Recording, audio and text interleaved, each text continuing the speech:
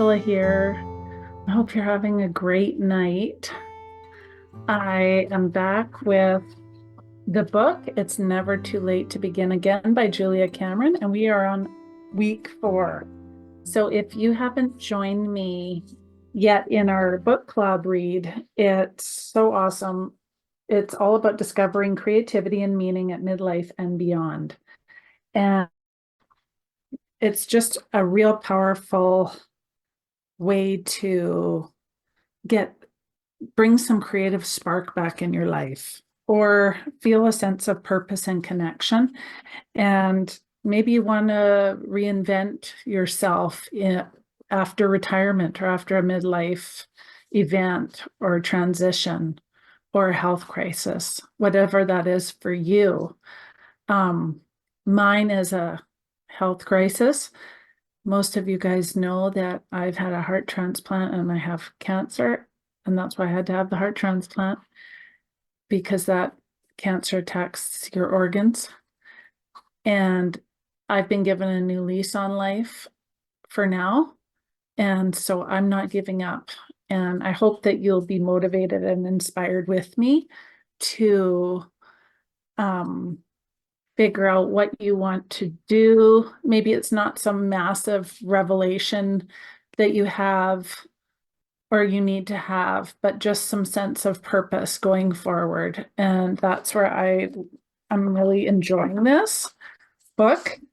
So what she talks about in the beginning, if this is your first time here, she talks about, just want to find this in the book about how to calculate your age, because basically what we're doing is creating our memoir, and that doesn't have to be some big novel or anything like that. It could be a journaling point form, or journaling and writing paragraphs, whatever you want, or not journaling at all. You could just read through the book and try and spark things with that. But basically, she's saying that the memoir is a weekly exercise that builds upon itself. You will divide your life into sections. As a rule of thumb, divide your age by 12, and this number of years you will cover each week. So I'm 48, and so I divided myself, and I started in week 1 at 0 to 4, and then week 2, 5 to 9. And then I should have I said 9 to 13, but it should actually be 10 to 14. And week 4 now is 14, 17, that would be. Okay. So there's 12 weeks in the book. I'll just show you the table of contents. So we are going through this, and you don't have to get the book. If you don't want to, you can just follow along. I'm reading all the tasks out for you to do in case you don't want to buy the book. You don't have to. So basically, I'll just recap quickly. Week 1 was reigniting a sense of wonder. Week 2 is reigniting a sense of freedom. Week 3 is reigniting a sense of connection. And week 4 is reigniting a sense of purpose. And we are on week 4. And this one so far is my absolute favorite. There's so many things sparking in my mind. I just really enjoying this one. So she starts by saying, this week, your memoir will focus on early impulses and ideas you followed or ignored. As you begin to form your adult identity, you will look at historical touchstones that define you and carry meaning for you. You may find yourself inspired to muse on the type of legacy you are leaving and the type you would like to leave. So there was some really touching thoughts in this one because of my situation, and whatever your situation is unique to you. I honor that. And so there might be some more tears shed in this one. I'm not sure. Lots of things make me cry lately just because I'm very emotional about stuff when I'm thinking about the journey that I've been on. But this one had like just is so interesting to me because of my counseling background and my different work backgrounds and also different businesses that I've had online coaching. And so I just really love the topics of this one. Oops. So the topics are callings, which I love, legacy, touchstones,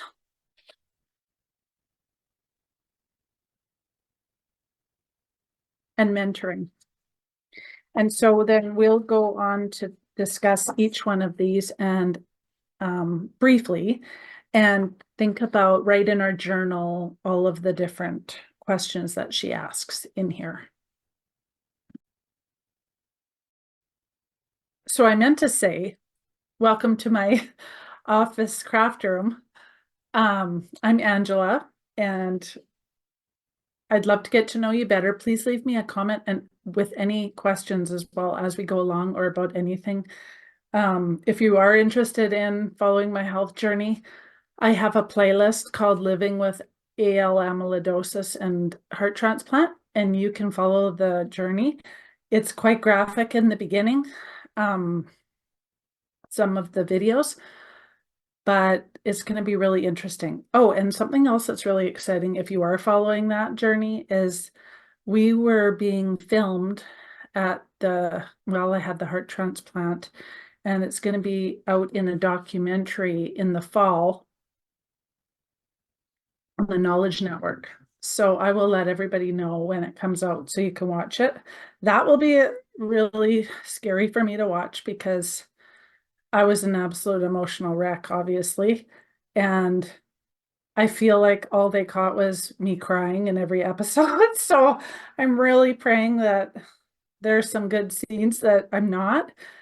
That would be good. It was quite the journey with my family. So that'll be really interesting. But anyway, back to our book. So her first topic is callings, and I usually just read a little bit out about what she says, and then we talk about it. So she goes to say that it's true that many people who are not immediately able to identify a calling for themselves assume that they don't have one at all. And this is because that still small voice may speak too softly for them to hear when they are focused on worldly goals. We all have one or more callings, but sometimes we do not recognize them as such because the term calling has become so weighted, such as a calling to join the such and such. But a calling does not have to be a mission requiring self-sacrifice and devotion. Many people have experienced what she calls creative U-turns, which is where working along in an art form only to abandon it somehow. It might be quitting music, it might be quitting cooking, it might be something where you got busy and or discouraged and gave up. And those are just little examples of all to say that there are many small choice points in our story where we formed ideas about ourselves and followed or abandoned these interests with little awareness of how or why our decision was made at the time. It is time now to look back and revisit the opportunities we took and those that we rejected, to consider ideas and passions we had early on, and to discover those interests that we were once called to explore. So this is a really powerful one. I love this whole topic. She also says, when we discover abandoned dreams in our memoir, we can be quick to assume that they are off limits for us because someone else has been doing them longer, or because we aren't trained professionals. However, it can be amazing to discover not only the satisfaction in trying our hand at these creative acts once again, but also the connection we feel to others who are pursuing the same goals, no matter what the level. So I just thought that that was so interesting about how many times have we started something and then just gave up on it or didn't finish it, or something happened in our life, maybe some big thing that happened and we weren't able to continue. And I feel like that's so true for me. I've done that so many times where I've started something that if I think I've been doing it, I could be doing it for 10 years or more by now and be like an expert at that thing, or just dabble in a bunch of small little things and never commit to just becoming super good or an expert in one thing. And also she talks about quitting music and things like that. And I remember doing things in high school that I don't know if I thought that I was in fashion design, and I always got straight A's in that one. It was because I loved it. And I loved the cutting out of the fabric and the cutting and pinning and making and sewing and creating something from nothing, I think. And so I just wonder to teach kids how to sew. So that was always something in my mind that I wanted to do and never kind of followed through. I also wanted to teach foods and cooking at high school. I don't know why, that was just something I always thought would be so great. But anyway, things I didn't follow through on. So I can definitely think of my own. So try and think of what things were like that for you and see what you come up with. And sorry the lighting's so dim, but it's kind of evening tonight, and I've got my salt lamp, my big beautiful salt lamp going, and my candles, so it's kind of dim in here. But the questions now for week 4 are, and you can pause the video, or if you have the book, you can follow along if you need to write these things down. But the questions for your journal are: describe your major relationships in this period. That would be people, I assume. Where did you live? Oh, and goes by your age. So my age for this week is 14 to 17. So that's what I have to think of. What creative ideas called to you? Did you follow these callings? Describe one sound from this period. That's an interesting one. What are the emotions associated with this sound? I'll have to really think on that one because I'm not quite connecting to the sound yet. Describe one taste from this period. Is this a taste you have not revisited since then? Like, could you recreate a recipe, visit a restaurant you haven't been to in years? Describe one smell from this period. What were the callings that you tried and then abandoned? Did you have dreams, questions, or impulses about your greater purpose in this period? What was a source of joy for you during this time? And number 10, what other memories feel significant to you from this time? So those are really interesting. We're going to journal on those, and those are what are putting together your, she calls your memoir, which are you're just answering all these different questions from your age, each of one of the 12 weeks, and then you kind of have a little story at the end. And you don't have to, you can answer these point form or whatever, and it's still creating a little bit of something that you can look back on. So the next topic she talks about is legacy. Beginning a new chapter of retirement, starting over in life. What do we want to leave and for whom? For some, it's an account of memories to share with future generations. For others, it's a work or works of art in the form of song, painting, or poetry. While each person is called to leave something slightly different, all are possessed of interesting and rich stories that are well worth sharing. And then she goes on to talk about her grandmother and different childhood memories. Sometimes she'll use examples of people in her story. And then she says, as we focus on sharing the highlights of our lives, we naturally honor our own experience. As we draw on our past experiences, loves, and ideas, we are possessed of a greater sense of purpose in our present. We realize we have so much indeed to share. And then she talks about her childhood pony and this and that, different stories. So your task with legacy is to answer the 5 following exploratory questions. I would like to be remembered as, I wish I could leave blank.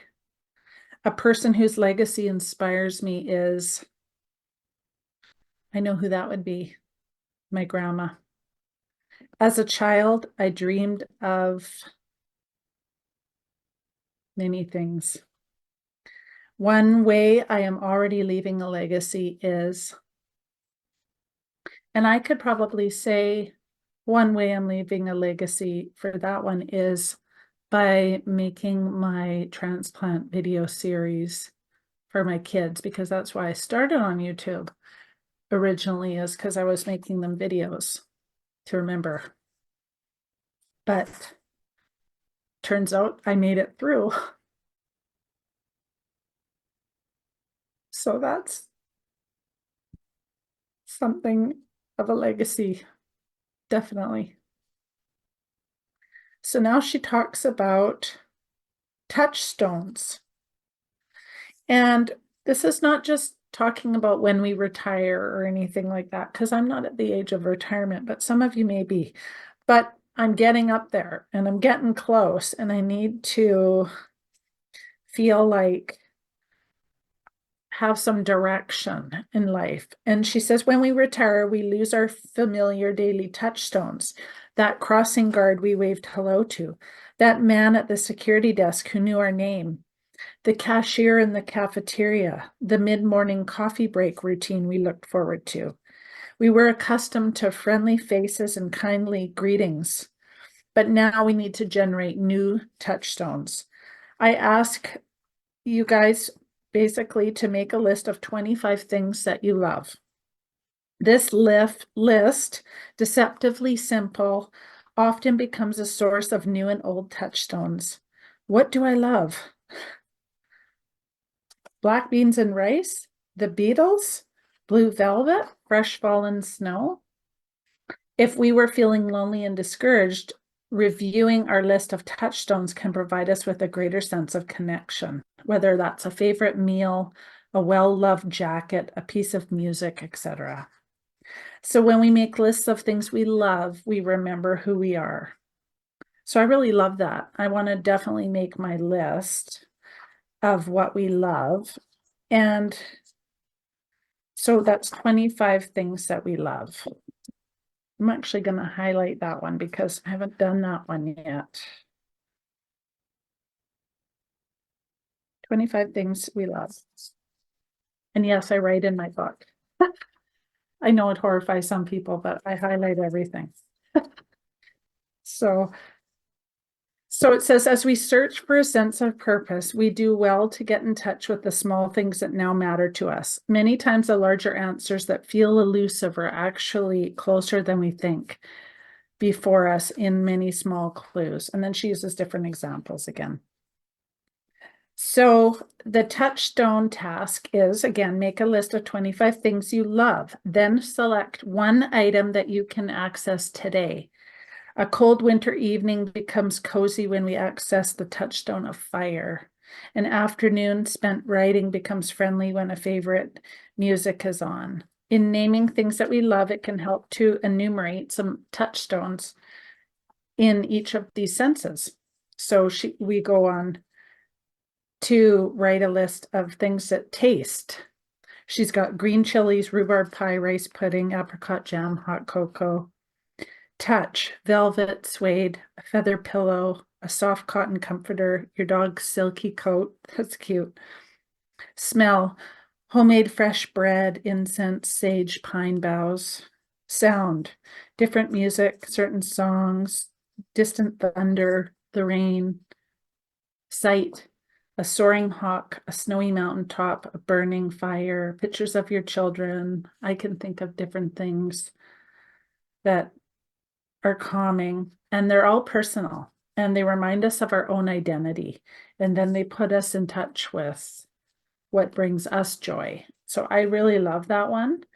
And I think that one's critical to do writing into your memoir, because when you look back on all those things, it's so interesting to remember. And things might come to you as like you're doing your daily things and it just spark, oh, I have this thought of what I wanted to write down, and then you can add it to your list.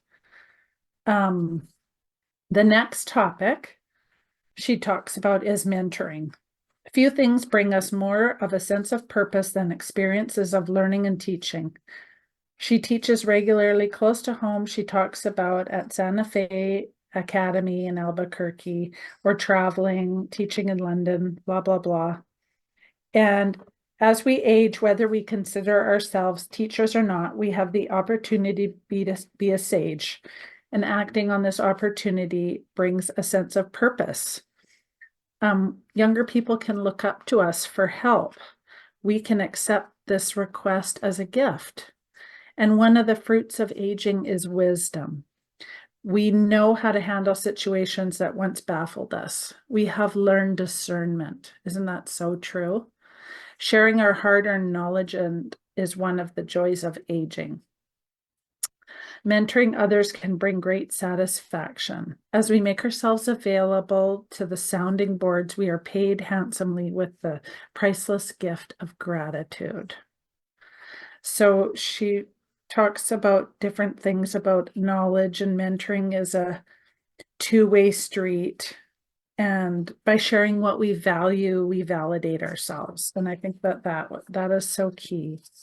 And the task for mentoring today is write freely. Explore your memories of a mentor who influenced you. Who was this person? What did you learn from them? How did they change you? Now look around at your current life. Who could you pass on some of these lessons to?